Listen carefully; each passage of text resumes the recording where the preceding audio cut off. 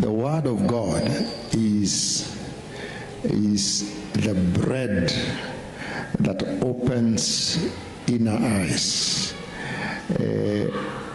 Neno la Mungu humtia mtu wa ndani nguvu na kumwezesha mtu wa ndani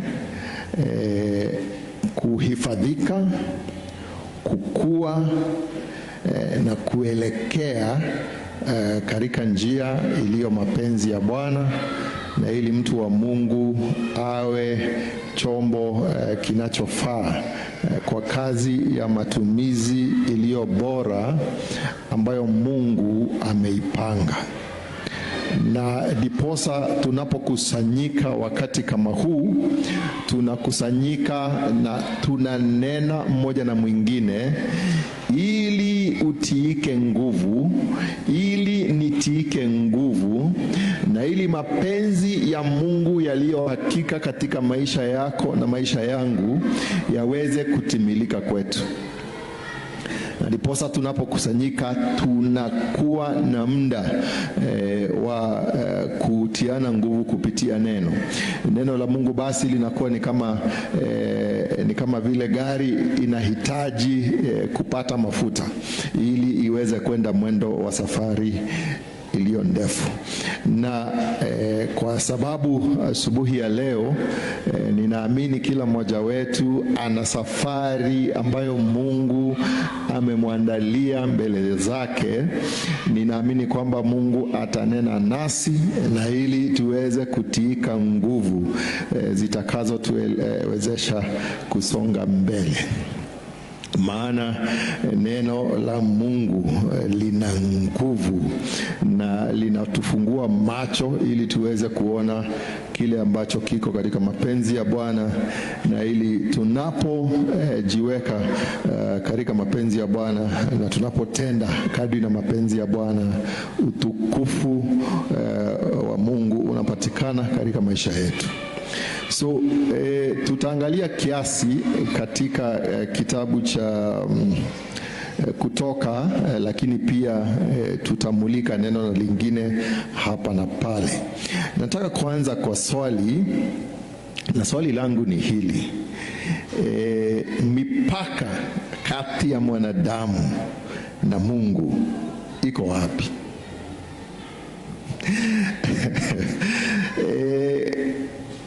Now, Daudi anasema mipaka yangu imeanguka katika mahala palipo pazuri. My boundary lines have fallen in pleasant places. But my question this morning is, swali langu ni, je, mipaka kati ya Mungu na mwanadamu iko wapi? Na ukiangalia katika neno la Mungu unapata kwamba sheria hufanya ama sheria ni mipaka. Hata katika nchi hii yetu ya Kenya kunayo sheria. Tuko na katiba, tuko na what we call regulations ambazo zinaelekeza kila jambo, iwe ni jinsi tunavyoishi mmoja na mwingine, whether ni katika ndoa, katika ujirani, katika society, katika kufanya biashara, katika jinsi ambavyo nchi inavyoelekezwa, katika jinsi ambavyo pesa na mali ya nchi yanavyotumika. Kunazo sheria ambazo zimeweka mipaka, na hiyo mipaka inasababisha tuishi jinsi tunavyoishi. Na ndiposa tuko na koti zetu ambazo zinafanya wakati watu wamekosana ama jambo limefanyika ambalo halistahili kufanyika vile, unakuta kwamba tunapelekana kotini ili isemekane ama hakimu aweze kusema hapa sheria inasema hivi, wewe ulitenda hivi, na kwa sababu ya kutenda hivi ndivyo ilivyo hukumu. So kunayo mipaka, ni kweli. Lakini ni vizuri pia kuelezea ya kwamba tunaishi katika nyakati za neema na sio tu nyakati za sheria. Mchungaji mmoja rafiki yangu alikuwa anasema pia neema ina sheria zake. Sitaki kuelezea zaidi sana kuhusu hilo, lakini ni vizuri kusema sheria ya Musa ilikuwa na mipaka, na ukitazama maisha ya Musa unaanza kuona ya kwamba Musa aliweza kupenya zaidi ya sheria.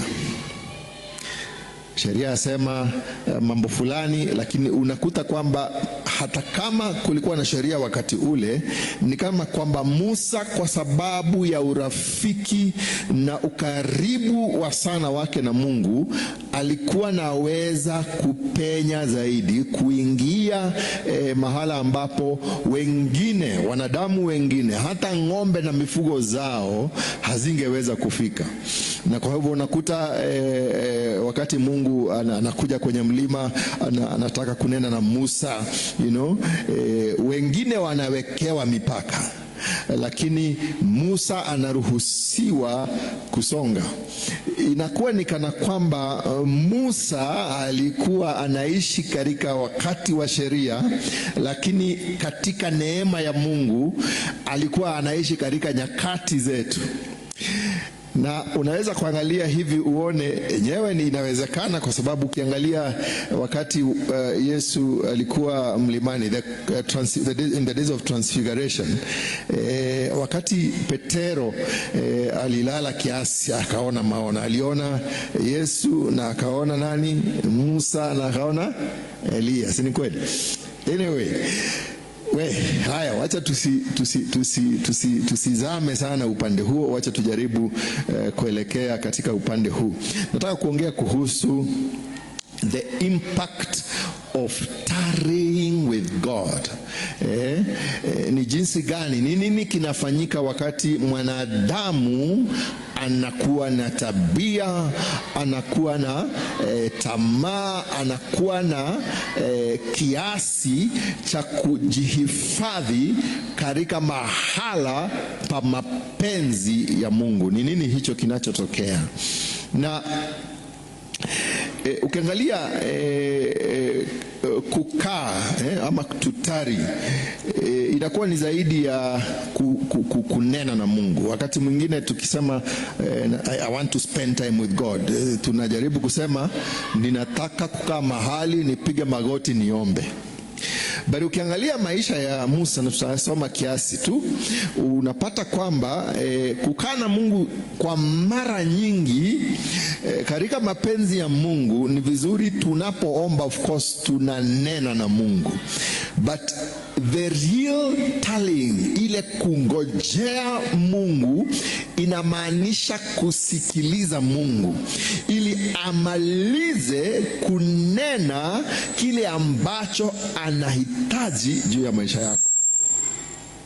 Na ili mimi na wewe kama wanadamu tuweze kuwafikia kusema kwamba nimemfahamu Mungu, nimeelewa mapenzi yake, na sasa ninatembea katika mahala palipo pasiri ya makusudi ya Mungu. So tarrying is more than upload, requesting God. Tarrying is more of download, receiving from the Lord. Ni kuwekwa sijui niseme wakfu ama ni kuwekwa, the best approach ni kuwekwa kando kwa moyo wa mwanadamu, utayarishike kuwa moyo ambao waweza kupokea mapenzi ya Mungu, kuyafahamu hayo mapenzi ya Mungu na kuyatenda hayo mapenzi ya Mungu. Tutaanza katika kitabu cha Zaburi 44 mstari wa 1 hadi wa 3. Biblia inasema, nitasoma kwa Kiingereza: I waited patiently for the Lord. He inclined to me and heard my cry. Nalimngojea Bwana kwa saburi, akanisikia ama akasikia kilio changu. He lifted me up from the pit of despair, out of the miry clay. He set my feet upon the rock and made my footsteps firm. He put a new song in my mouth, a hymn of praise to our God. For many will see and fear and put their trust in the Lord. Zaburi 44 mstari wa kwanza hadi wa 3. Daudi analileta na kulieleza jambo hili kwa uzuri, ya kwamba alikuwa mahala pa utelezi, mahala ambapo hakuna mtu ambaye apenda kuwa pale. Bible calls it the miry clay, you know, and akawa mahala pale alimngojea Bwana kwa saburi na akimlilia Mungu. And then we see a God who hears when you tarry before him. Wakati unazidi kumtafuta, zidi kumtafuta. Biblia inasema mahali pengine, mtafuteni Bwana maadamu anapatikana. Unazidi kutafuta uso wa Bwana ili usikie mbingu inatakaje, na ili mapenzi ya Mungu yaliyo mbinguni, that thy will in heaven as it is in heaven be done on earth. Akautafuta Mungu akiwa mahala ambapo hapakuwa pa kupendeza. Hapakuwa mahala pa uzuri, palikuwa mahala pa huzuni, palikuwa mahala pa kukimbia, palikuwa mahala ambapo alikuwa na adui wanamtafuta, alikuwa na mfalme ambaye alikuwa anamtafuta, anaishi kwa pango, alikuwa amepata watu ambao hawakubaliki katika jamii. Hao ndio alikuwa anaishi na wao na kuwafundisha na kuelekeza katika njia za kuishi ilivyo bora. Na katika mahala hapo alimlilia Bwana, place of despair, a pit, actually anaita a pit of despair. Alimlilia Bwana. And here is what we hear, that God had, alimsikia na si kusikia tu. Juzi nimeongea kuhusu kuna kusikia na kuelewa. There are two levels of hearing. There is hearing, there is listening, and then there is hearing. Kuna kusikiliza na hearing. Now umesikia na nimeelewa umesema nini. That's why the Bible says faith comes by hearing, and hearing by the word of God. So kuna kusikia na kuna kuelewa. So Mungu asikia. Mbaji anasema asikiae maombi, ajibuye kwa moto. Bwana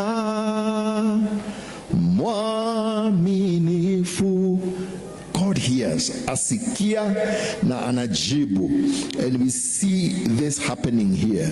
He heard my cry, he set my feet upon the rock, and he made my footsteps firm, and he put a new song in my mouth. And this is my prayer this morning, that God will hear our cry for help. He will lift us up.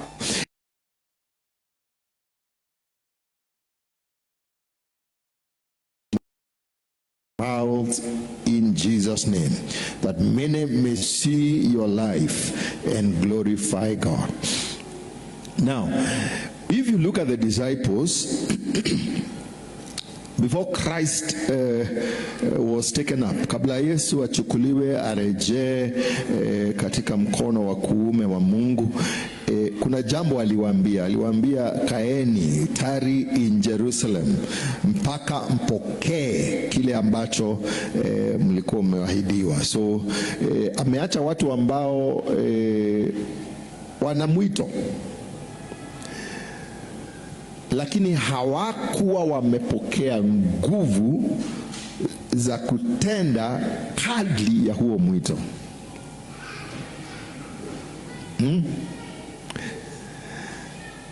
Unakuta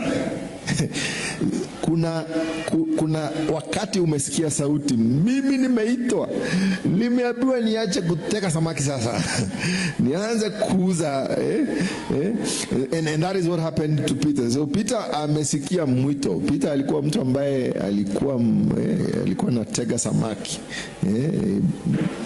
nowadays tunaita the blue economy. Ndiye alikuwa na supply the omenas and the tilapias of the time.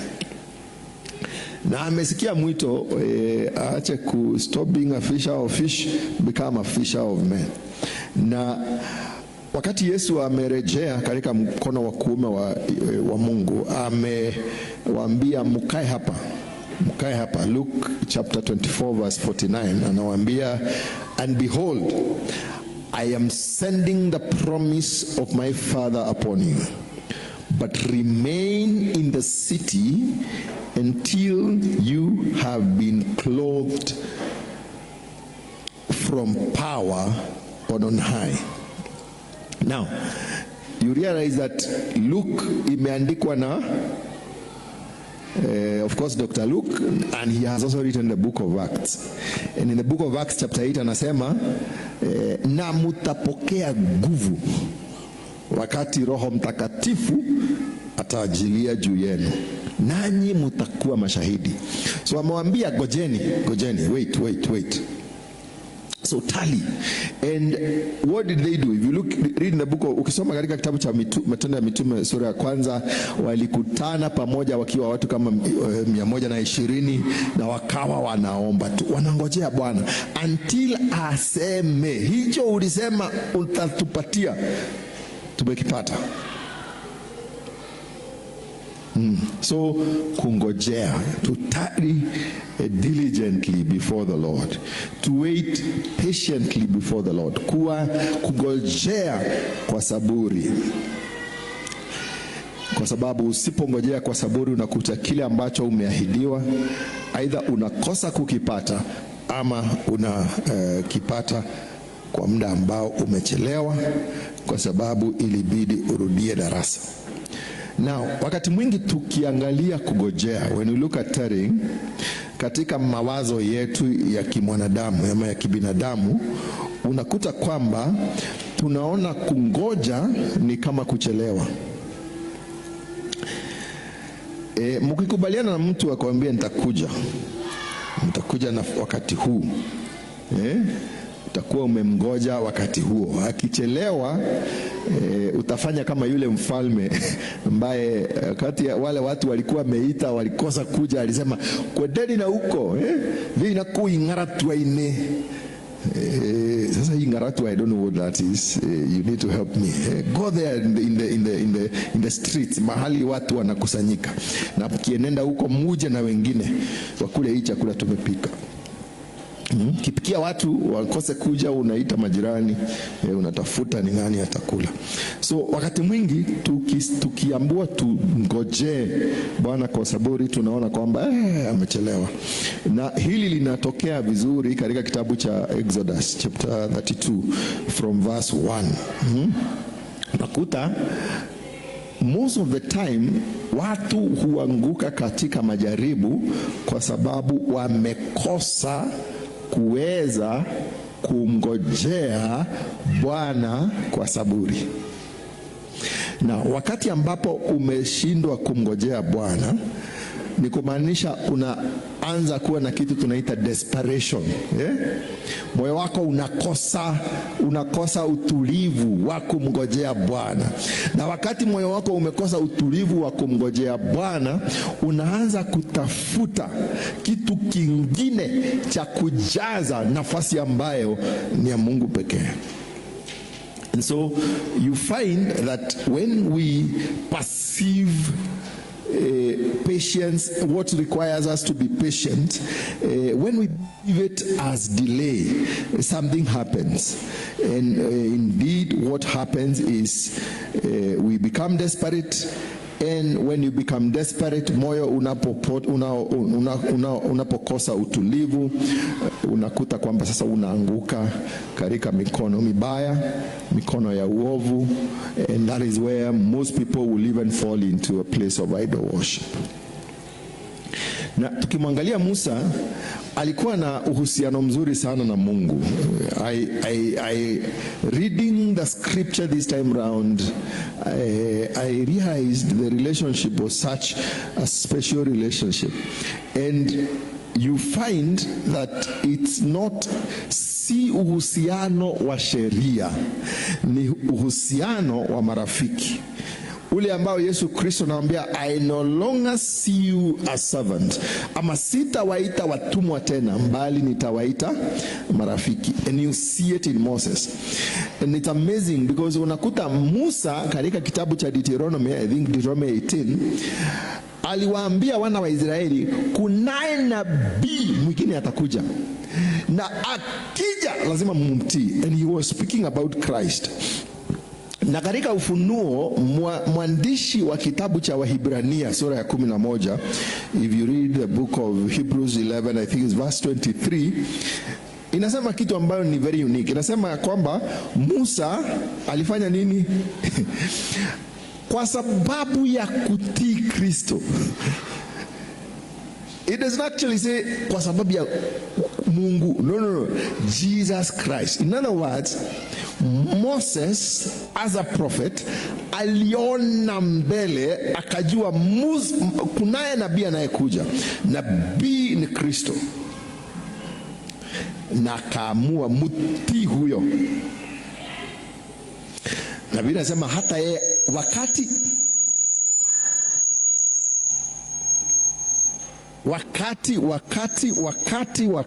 praise the name of the Lord. Wakati alitii, akaamua afadhali kuishi kwa uchache lakini ni kuwe upande wa Israeli. Biblia inasema he rather obeyed Christ. Now, because of our time, I want to quickly mention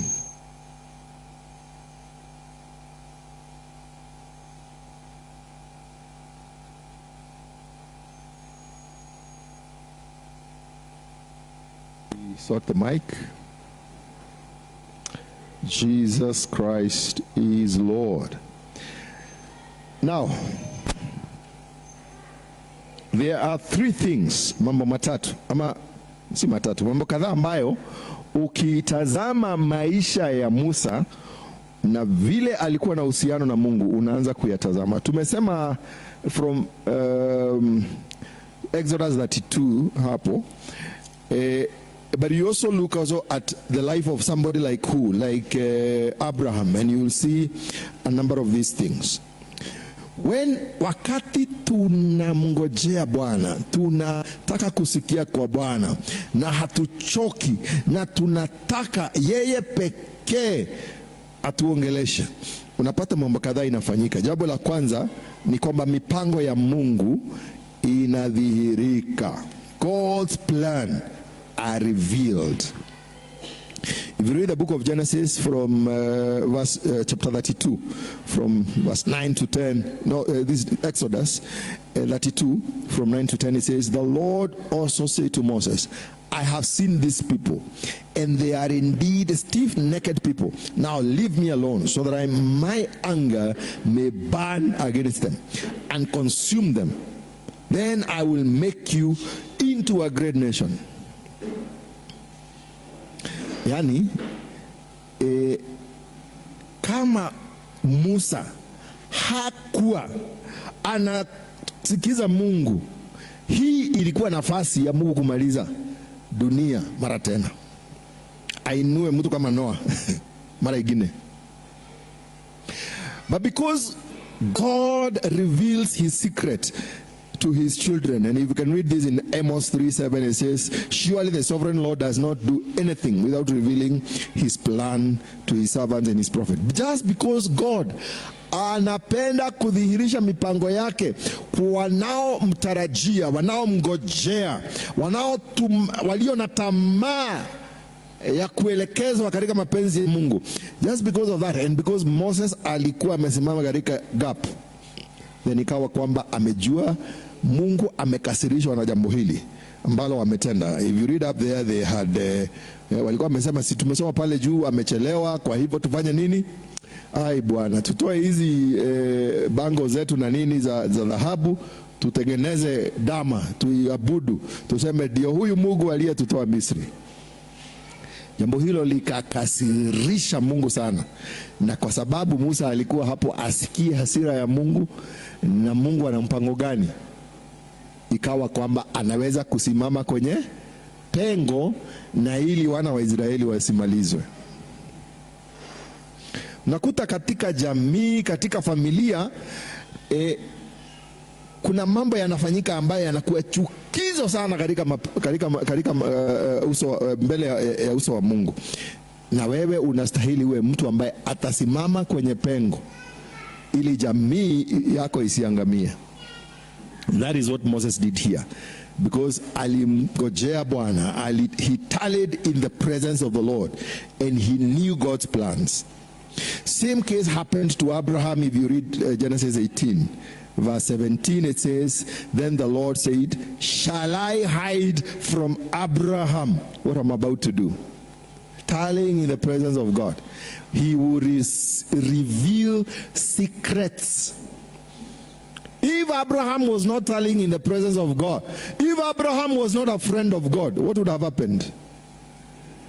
When God was finishing Sodom, even his family would have been finished. But because he was a friend of God, hakufichwa siri za Mungu, na kwa sababu hiyo kukawa na wokovu wa Lutu na jamii yake. Now, number 2 is an opportunity to influence God's plan. Yani, number 1 ni kujua. Wakati una urafiki na Mungu, hiyo line yako na Mungu hujakata, okay? Ama haujaweka kelele nyingi kando zinazosababisha ukose kusikia vile Mungu anasema. Sasa inakuwa kwamba unasikia mipango ya Mungu, lakini jambo la pili lililo dhamana pia ni unaweza sasa kufanya Mungu abadilishe mipango yake. Now listen, najua unasema but Mungu habadiliki. Ni Mungu habadiliki, lakini anaweza badilisha mipango yake kwa ajili ya wateule.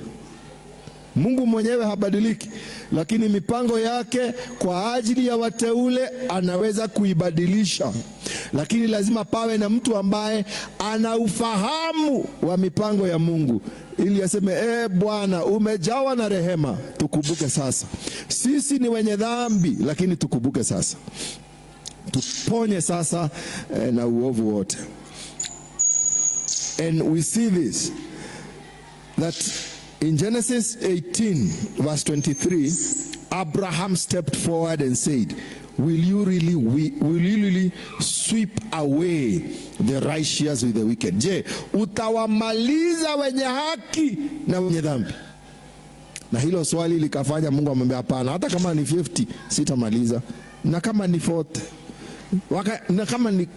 na kama ni 5.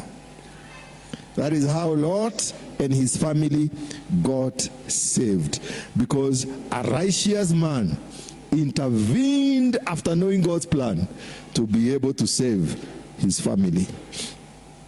And you can also look at Genesis 32 verse 11 kuendelea. Nasema, but Moses sought the favor of the Lord his God, saying, oh Lord, why does your anger burn against your people, whom you brought out of the land of Egypt, and with the great power and a mighty hand? Then anaendelea kufanya mambo mbili. Anamkumbusha your promises for these people from the days of Abraham, and your plan for these people. Uliwatoa hivi ili uwafanye hivi. Si itasemekana ya kwamba wewe Mungu mwenye nguvu ulitutoa huko uje utumalizie hapa. By crying to the Lord inclines his ear. And so unakuta kwamba mwanadamu aliye rafiki ya Mungu, wa Mungu, anayemsikiza Mungu, anaweza kufanya uovu ambao Bwana alikuwa ameahidi kwa ajili ya dhambi za wanadamu upunguke, na tupate nafasi nyingine mpya. in the name of Jesus. The other thing that being a friend of God and tallying with the Lord does is that it kills self. Kiangalia Musa alikuwa anataka sana you hear something, akienda mbele za Mungu analilia Waisraeli ni kama yeye ndiye amefanya hizo dhambi, anawalilia na watetea. Of course akikuja kwa Waisraeli naye anakuja na sheria, lazima mubadilike, mufanye hivi. And so you realize that even when he is praying, God tells him, nitawapatia maraika. That is chapter 33. Muda wetu unasonga. In chapter, nitawapatia maraika na hata nitawatoa wafalme mbele zenu, lakini mimi siedi na nyinyi. You could have the ministry of angels but don't have God in your presence. You could be seeing God fighting and preparing a way for you huko, lakini hauko. But what does Moses do? He knew he would rather nothing else equates to the relationship with God, to the friendship with God, and to tallying and ensuring mahali nilipo Mungu yupo. Anamwambia hapana, atulaki maraika, hata hiyo vita unapigana ni mzuri, but we want you to go with us. Ndio anamwambia kama hauendi nasi hatutaki kutoka hapa. Hasemi sitaki. Asemi mimi kama Musa, we eda na hawa stiff-necked people. These people who worship calves, eda na wao. Na eda na maraika wako huko na wao. No, you're saying eda nasi. Mimi ninayekuwa nimehesabiwa haki, mwenye haki. Na hata hawa ambao ni stiff-necked, watu wasiosikia, watu wanaoabudu dama ya kuchongwa, uende nasi. Like yourself, you start realizing changine unaona mtumishi wa Mungu wako na moyo mzuri, nasamehe tu. It is when you tally with God unaanza kurealize kuna uchungu Mungu anakumalizia kwa sababu ya mpango alionao juu ya mwanadamu. Sasa huwezi kuwa Mungu alituma mwanae wa pekee aje afe hapa ili watu waokolewe, na yule ameokolewa na mimi nianza kumchukia Bwana. Hapo iko shida. It kills self. You can read from Exodus 33 verse 15 where it talks about uende nasi. Then number 4, it builds godliness. It builds godliness. Unakuta kile kinapendeza Mungu kinakupendeza, kile kinachukiza Mungu kinakuchukiza. Now Mungu hachukizwi na watu, anachukizwa na dhambi. Wacha nikwambie ukweli, kukomaa kamili kiroho, una realize ni wakati umeweza kutofautisha chuki kwa mtu na chuki kwa dhambi. Let me tell you the truth. Mahali utafika uone, sasa huyu enyewe ni mwenye dhambi, ametenda dhambi, lakini nastahili kurejeshwa kwa Mungu. Na hii ni dhambi. Dhambi lazima tuichukie. I like how we put it when we talk about toba ya kweli. Ni kuchukia dhambi, kuacha dhambi na kusikia uchungu wa dhambi. Yes. Dhambi sio watu. That distinction, let me tell you the truth. The moment you get to that distinction, you realize now I am operating at a different grace. May the Lord help me and you in Jesus' name. Hallelujah. It builds godliness. If you read the book of Exodus 34 verse 10, you can also read verse 19. But then you can also go to the book of Timothy, 1 Timothy chapter 1 verse 6. It talks about godliness and contentment being a great gain. May the Lord help you as you dig deeper into that. It introduces the love for people and hate for sin. We have spoken to that in a big way. And God's glory is revealed amongst men. God's glory is revealed. So nakuta utukufu wa Mungu unadhihirishwa miongoni mwa wanadamu.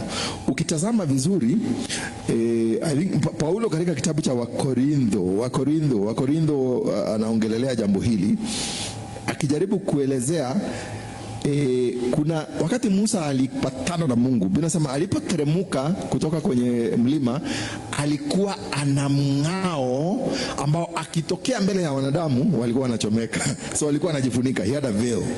But Paul speaks a bit deeply into this wakati akiongea kuhusu that veil and the covenant, the dispensation that we have received.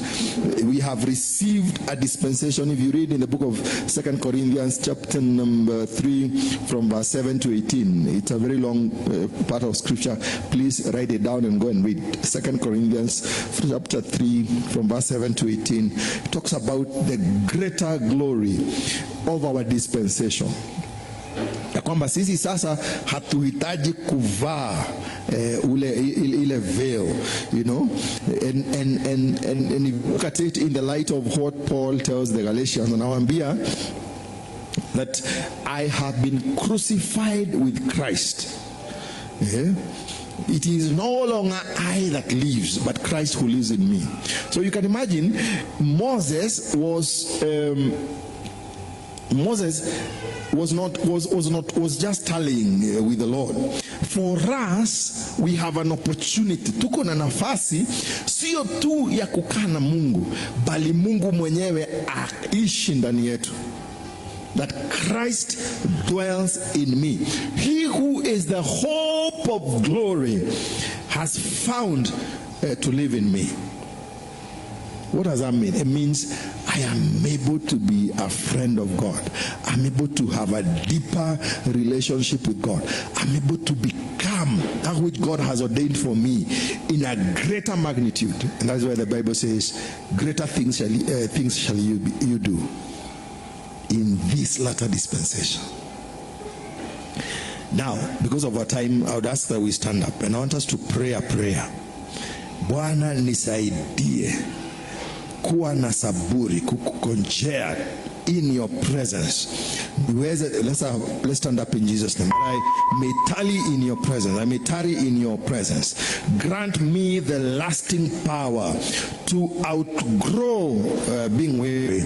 Tune my ears and incline me to your will, to hear you in Jesus' name. I want you to go before God. Just tell God, ninataka nikufahamu zaidi, that I may know you. This is the desire that Paul had, and this is our desire, that I may know you and the power of resurrection, the power that raised Jesus from the dead, that I may not become only a mere believer, but a believer who is a friend of God, but a believer who tallies in your presence, a believer who listens to your will, a believer who perceives your will, and one who walks in the power of the Holy Spirit.